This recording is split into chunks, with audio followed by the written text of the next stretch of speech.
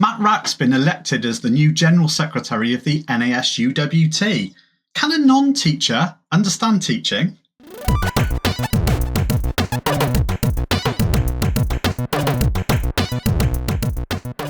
Hello, so welcome. My name is Craig Sargent. And I'm Dave Hilliard.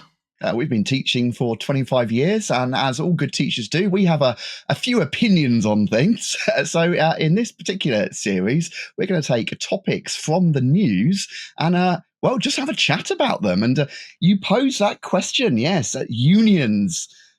Something which I think if you're not in teaching often gives teachers a bad rep. Oh, they're all on strike again. But it's for those who aren't aware, as Dave alluded to just now, we've had a new elected General Secretary of, I want to say, the biggest. I can never remember what's the biggest one, but definitely the biggest union. A combination now, isn't they it? are. Isn't the NEU the biggest union because they had a merger? Anyway, look, the point is that there's more than one union. Yeah, there's more than one union. There's a lot of us teachers.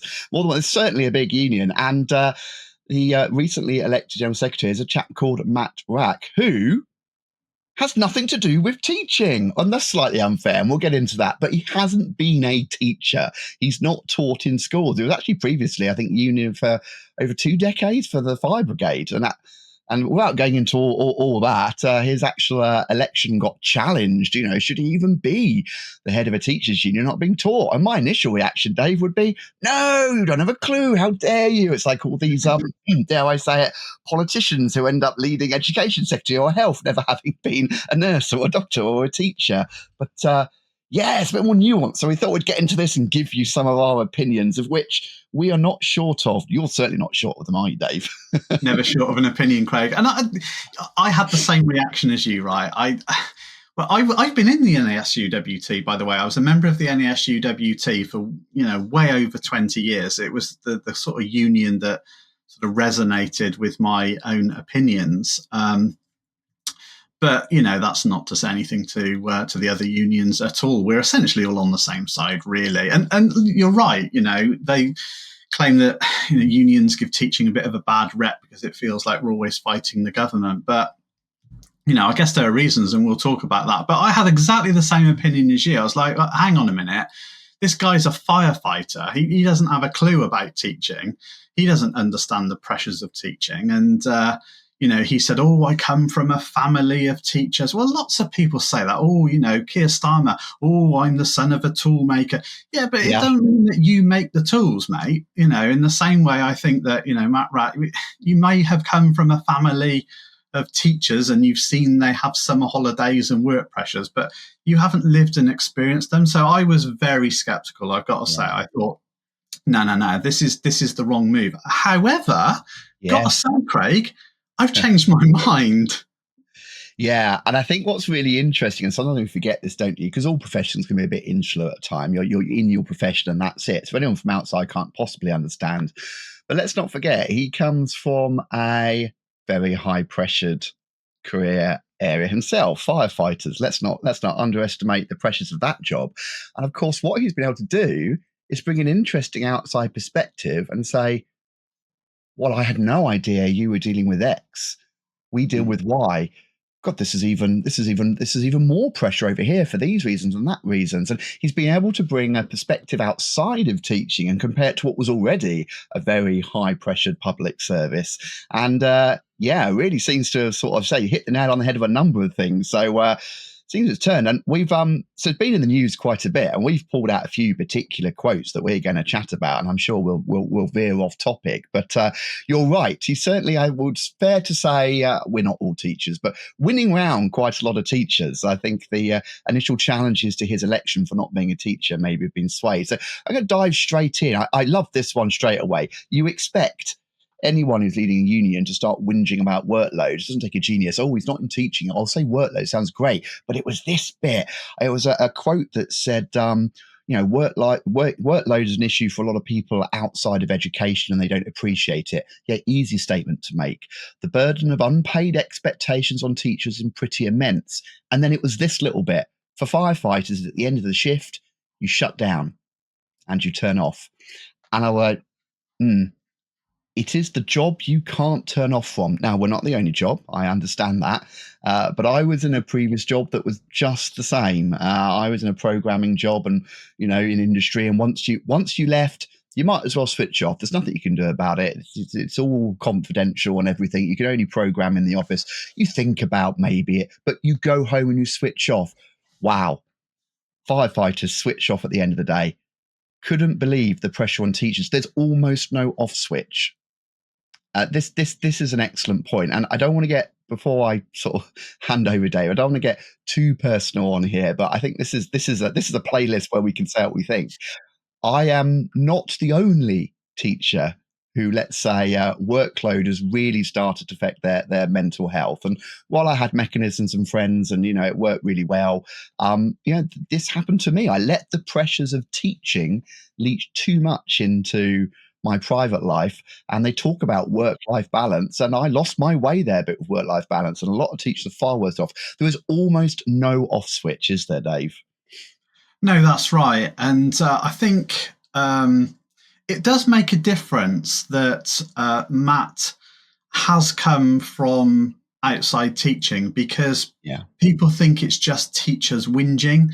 And I think to have someone that's more objective coming in and say, actually, this isn't just about teachers whinging, that there's a genuine problem here that I didn't see and understand, and the general public don't see and understand, I think makes a real difference. But you're absolutely right, Craig. I was a programmer like you before I came into teaching, and we used to have Friday afternoons off. And then we didn't go back into the office until Monday morning. And I genuinely didn't think about the programs and algorithms and things that I was working on over that weekend. I didn't worry about it. In fact, I didn't worry about it. Let me just say that, right? The first thing is I didn't even worry about it. But when I got into the office, on Monday, that's when I kind of picked up my code and got back into it. And I've got to say, it wasn't even like that. I'd stroll down to the coffee machine, make a coffee, have a chat with somebody, go back, do some code, think, here's an interesting problem, and I am a little bit bored. I'll go and have a chat to someone else, do a bit more analysis. It was nothing like teaching at all. But, he talks about these unpaid expectations, and I think we've got to probably just lay that out a little bit. What do we mean by unpaid expectations? What does that mean for you? Oh, blimey. It means so many things. You are being held account all the time for the progress of your students, the behavior of your students, what they're doing, what they're not doing, intervention strategies. And while you could turn around and say, all this stuff is part of a teacher's job, I remember multiple days as a head of department where I would go in the morning and think, right, I've got one of my head of department sort of like a freeze. There's a joke. Let's not ever call them freeze. I don't want to get into that. Non-teaching contact lessons. And I'm going to get X, Y, and Z done. I've got this. I'm going to go in feeling quite good about that. And most people, I imagine, go into work, they're traveling the way work, and they've got their plan for the day and get that done. I've got a meeting at 10 I'm going to deal with. And, you've got an idea. And yes, it gets derailed a bit or things get, thrown off. But on the whole, you've got an idea. Teaching, this one way for me, and there's so many ways we could look at this, unpaid expectations, is you do not know what that day is going to throw at you. I think I could liken this probably to nurses and doctors, in A&E. But you come in the morning and all of a sudden, there's three things that throw you completely sideways. There's a parent waiting at reception. A kid's kicked off and done this in the morning. You've just had this email that's come to the head teacher, and the head teacher's instantly forwarded it to you because they've got a million emails, and it's 555. Deal with that, please, Craig. That's urgent. And your whole day has gone off. You didn't plan for it. You couldn't plan for it. You didn't know about it. And now that 50 minutes that you were going to do X, Y, and Z, you can't. You've got to deal with this. And you're up against a continual time pressure. Don't forget that. Teaching is one of the most regimented, time-pressured environments.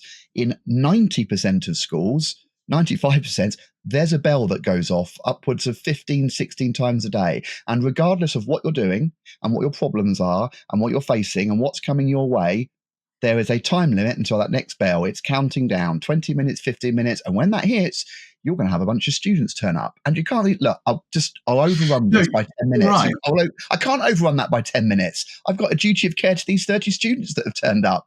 Yeah, It you're does right. not stop. And those things that you said that you'd plan to do during the day and they got derailed instantly the moment that you stepped into school, those jobs don't disappear.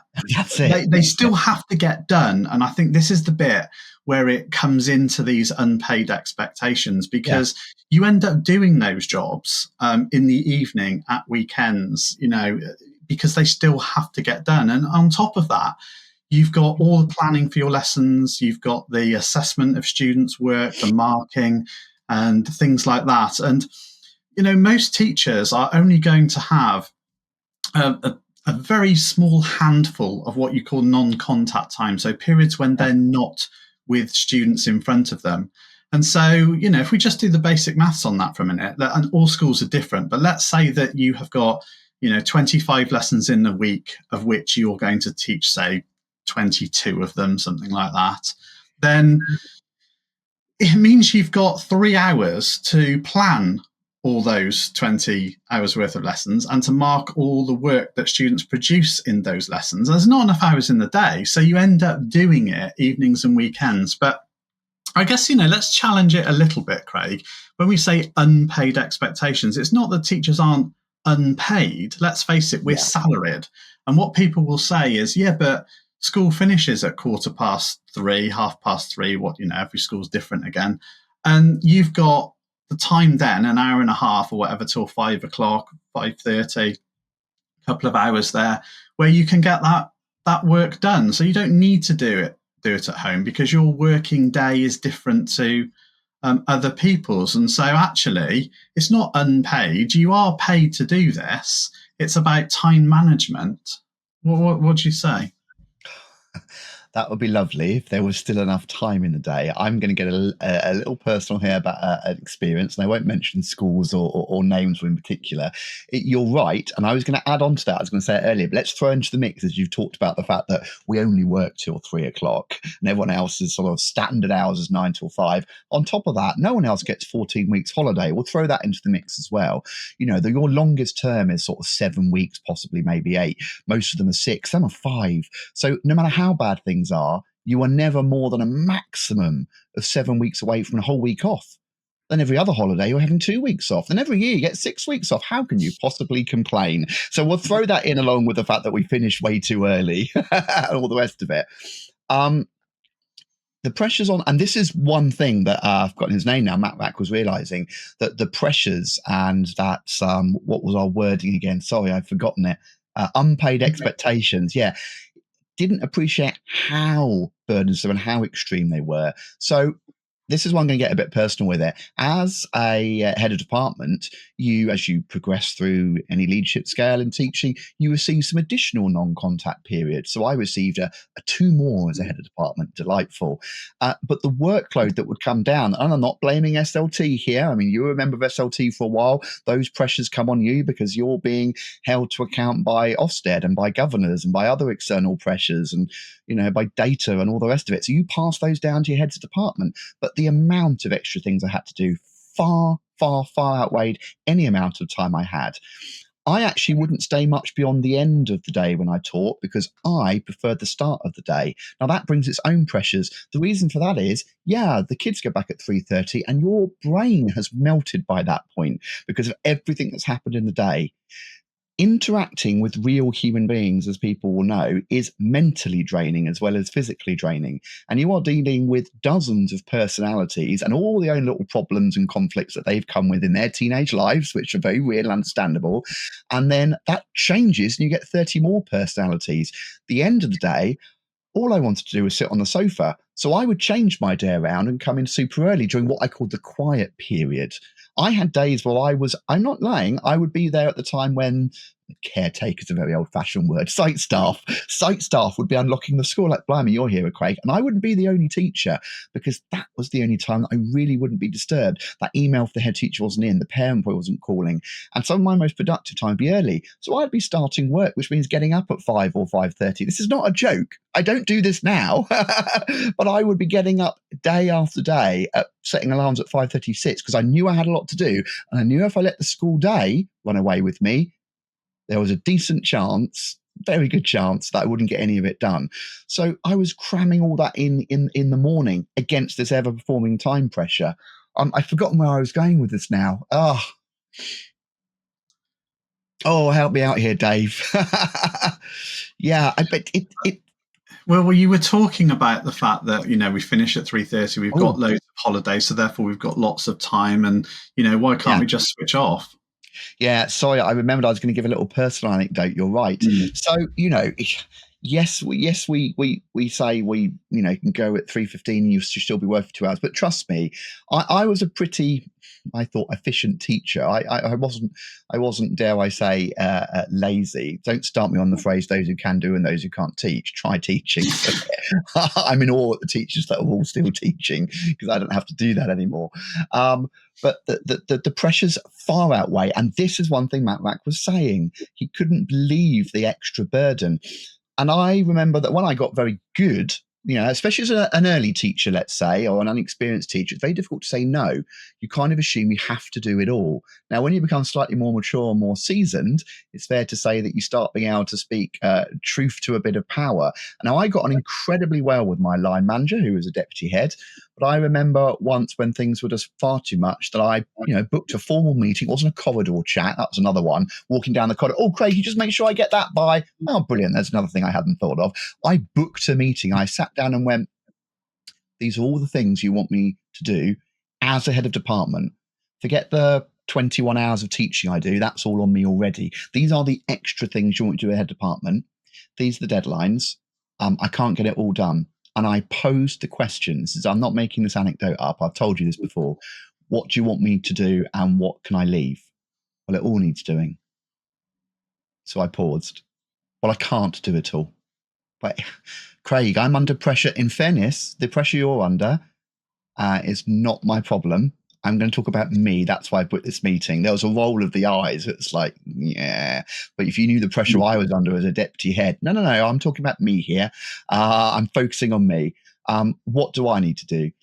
And I was just told again, well, it all needs doing, Craig. We just need to get it done. And then I was prepared for this, obviously. I said, right, you give me 2 extra periods a week to discharge my duties as a head of department, because the other 2 I get to do all my planning and prep.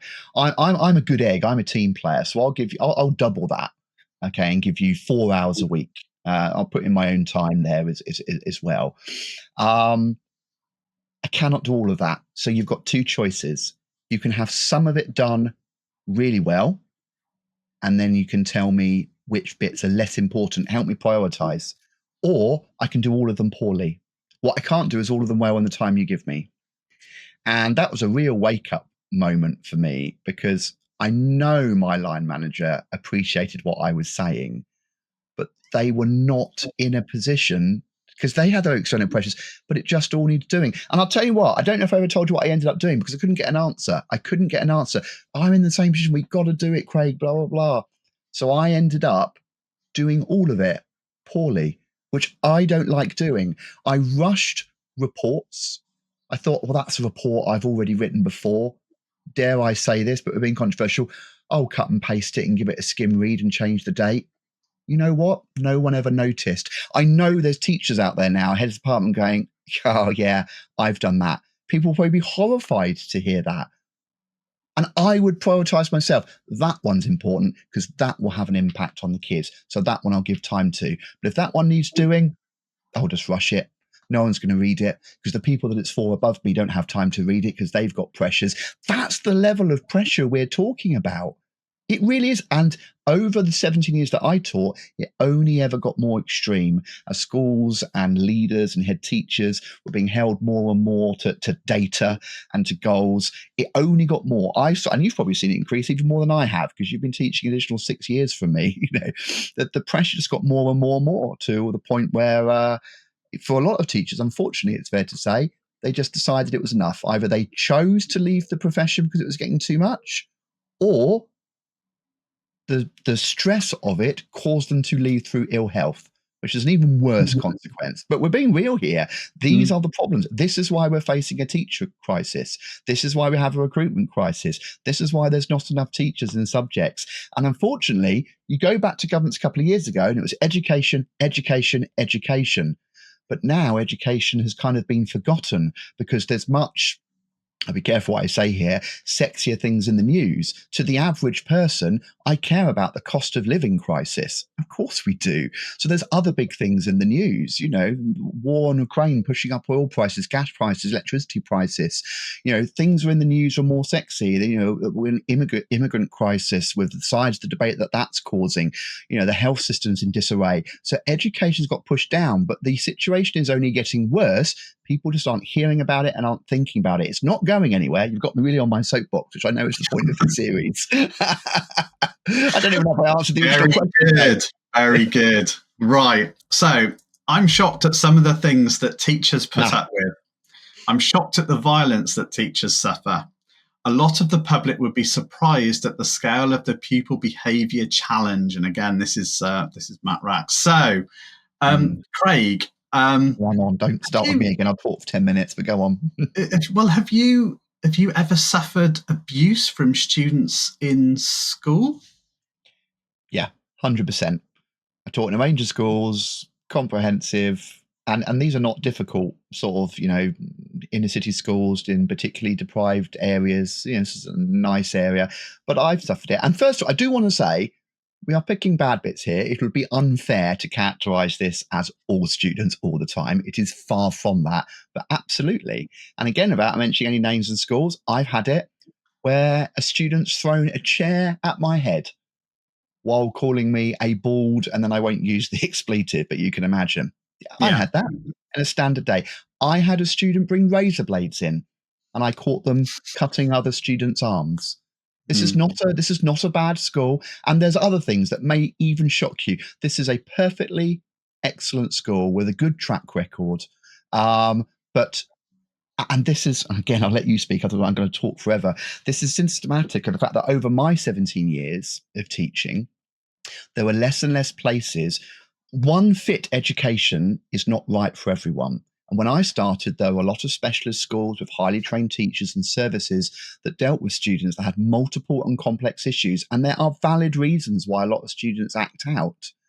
The places for those students came less and less. So the bar for getting a student into a specialist school where they might have trained teaching facilities for them became higher and higher. And all those teachers end up in mainstream schools.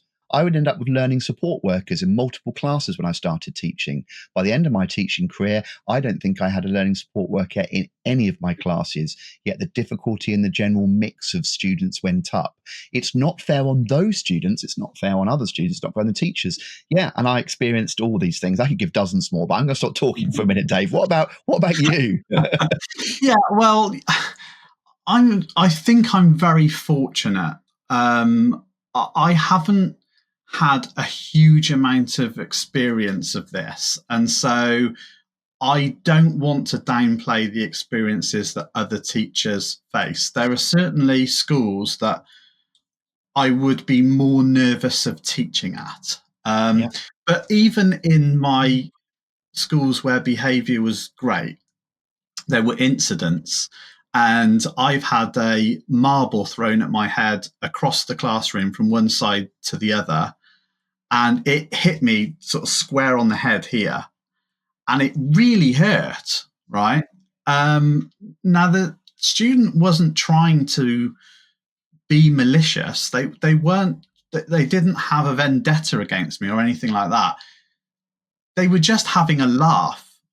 And at that age, they didn't really appreciate the consequences. I mean, that could have killed me. I'm not being dramatic. but they just didn't appreciate the consequences of their actions, which is quite common with teenagers. They kind of deal with the here and now rather Mm. than thinking about the future, and that's just their biology. So to a certain extent, I kind of don't blame them. It is what you're getting into. I've had another student physically punch me. Yeah.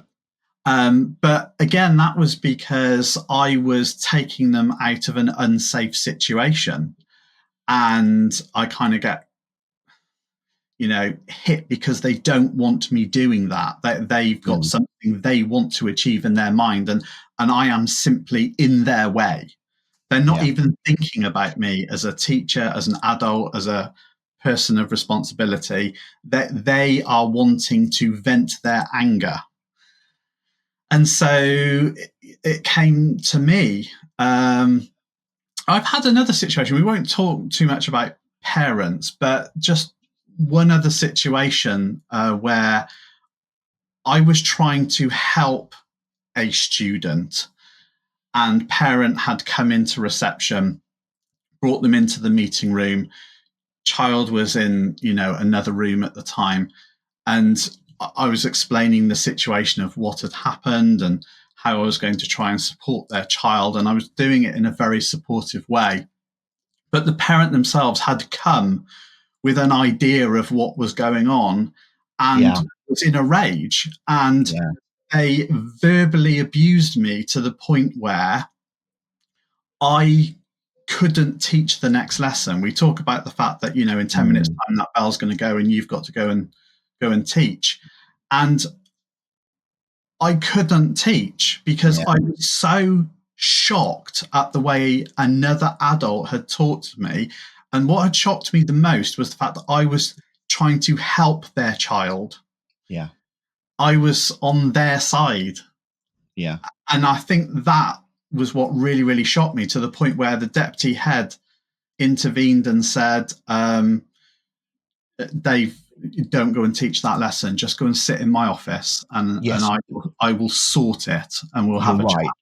Yeah, long gone are the days where you have automatic respect because you're a teacher. You go back to my parents' generation, it was like you simply respected policemen, firemen, doctors, teachers. There was an inbuilt respect. That's not there. You have to gain that respect and earn that respect. And I don't have an issue with that. Part of teaching is forming those relationships.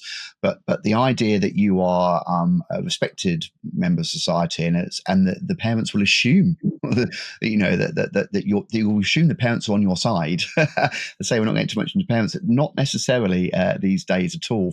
It can be far from it, and that makes things very, very challenging. I had another point I was going to make about the scale of pupil behaviour, but again, it's lost me, Dave, as I was making that point. Well, Oh there'll be dear. plenty more episodes where I'm sure we'll talk Yeah. about pupil behaviour. As you said, and as I started, this discussion, it's not all bad, and we're No. painting a picture of teaching today of it being the worst thing in the world, and it really isn't. What we're doing is just sort of resonating with some of the things that Matt Yeah. Wrack has observed that perhaps didn't fully appreciate until he was immersed in the world of teaching, and we're just shining a light on that. Yeah. And recognizing that there are definitely some issues. It's not all bad, but it's not all good. Move us on.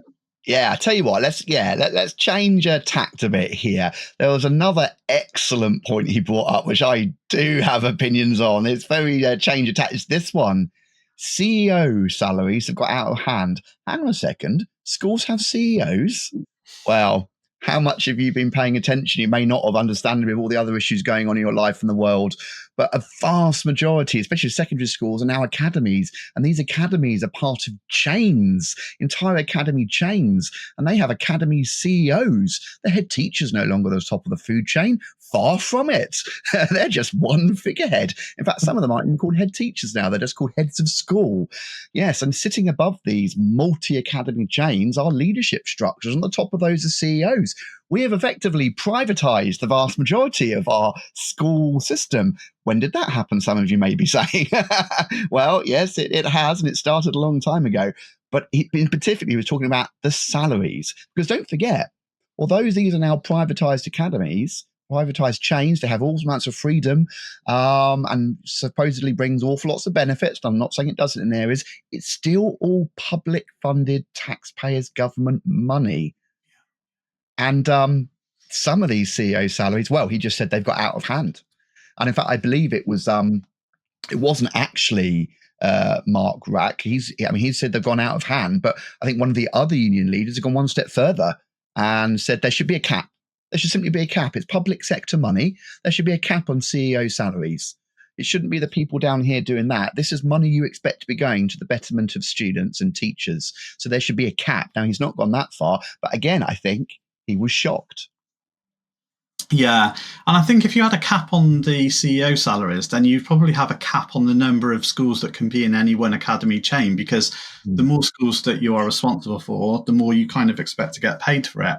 And yeah, I think this is a real issue, actually. I think there are far too many CEOs earning far too much money, and that, I think, is a real issue. I mean, we are talking, some of them, upwards of 200, 300, 400,000 pounds. And it's obscene, I think, to be perfectly honest with you, because, what could all that money actually do for ordinary teachers, ordinary students, etc.? Now, these people, in most cases, have come up through the education system, right? They were what I call ordinary teachers once, and they've come up. There are very, very few that have kind of been, brought in from elsewhere. So in a sense, they deserve it. They've gone up the ladder, and they've earned their stripes, as it were. And they do have an awful lot of responsibility. I'm not suggesting that they don't. But they have different responsibilities, and they have different pressures to what you get, with ordinary teachers on the ground. And there is more pressure in the sense they're a little bit more like football managers. If things don't go right, they will lose their job. And when we say go right, we mean results, generally speaking, academic results. So it's a bit like being a football manager, whereas, your classic teacher, or I don't really like calling them ordinary, but I think we know what we mean. Yeah. They are much, much more secure. Not completely, but they are much, much more secure in that sense. So I guess, with increasing responsibility and less job security, then they expect to get paid an awful lot more for that. And you're right, Craig, I have got a history of being in senior leadership, but I've also been a chair of governors, and I've also been a vice chair of a multi-academy trust. So I've seen it from all sides. And what the CEO would say typically would be something like, well, just because our school has outstanding results doesn't mean that all schools shouldn't have outstanding results. And it's about giving every child the opportunity to succeed. And it's not fair that only the students in our school have that opportunity to succeed. We need, and we have a responsibility to, share that good practice as widely as we possibly can to increase the opportunities for all students. And that you can't really argue against that claim. That's very laudable. Very laudable, of course. But of course, what he's not saying as part of that is, oh, and by the way, I want to double my salary. And the thing is that they're earning too much money. Yeah. And I think that the final point there, and it may be really interesting, is the fact he highlights academies have become a backdoor to privatisation of the education system. It's kind of happened slowly and quietly. And if you're in education, you know it.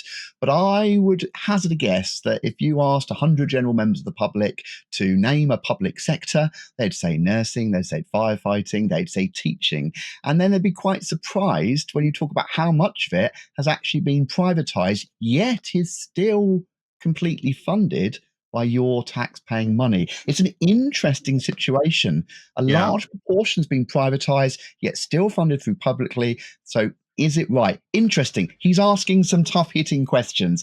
And there's one other one that he's really fun. So he really has hit the ground running. Oh, and it's about one of our favourite acronyms in teaching. You ready for this, Dave? Oh, It's go on. Ofsted. It's Ofsted. Oh, Yeah. we can't have an episode about unions without mentioning Ofsted. Yeah. So Matt Wrack has said you should leave your post if you want to be an Ofsted inspector. So school leaders are I'm not complaining sure about. if he's saying that as such, but it's kind of like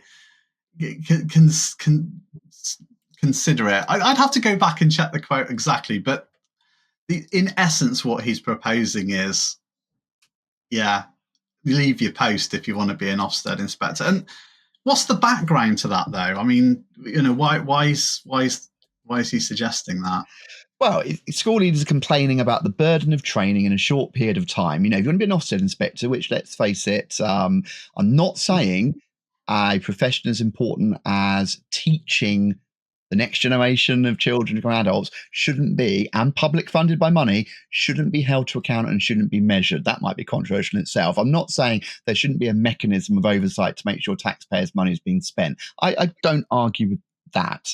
I think what we're saying here is, well, it's a lot of teachers who already have all the burdens and expectations. And what did we say earlier? What was it? Unpaid expectations and workload. We've already talked about, who also become Ofsted inspectors. And therefore, what do? We disappear on a quick training course.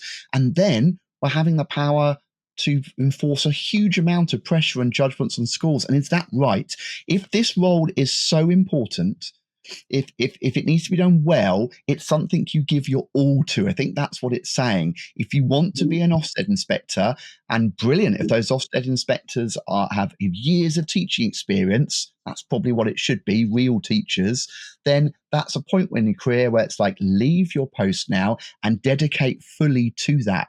This is not a bolt-on to get a bit of extra money, because it deserves more than that. I think that really is the argument and takeaway he's saying, because people are being rushed through training and then all of a sudden they have huge amounts of powers on schools, on leaders, and that has its own pressures. I think that's the argument that's being made.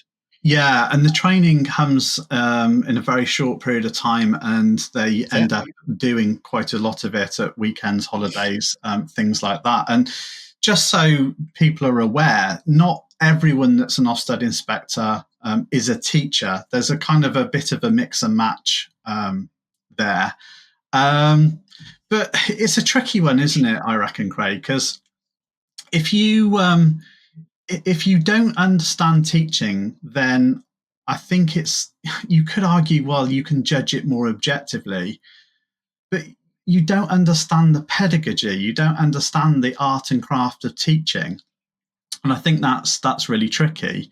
And then, so if you do come from teaching, then how do you have time for all this without, as we say, increasing the expectations and everything else, and balancing it becomes really, really difficult. I think you probably hit the nail on the head. I think if you had to say to me, Dave, what would be your proposed model? I'd probably say, well, to become an Ofsted inspector, you have to have done a minimum of, say, I'm going to put a number on it. You have to have taught for a minimum of 15 years.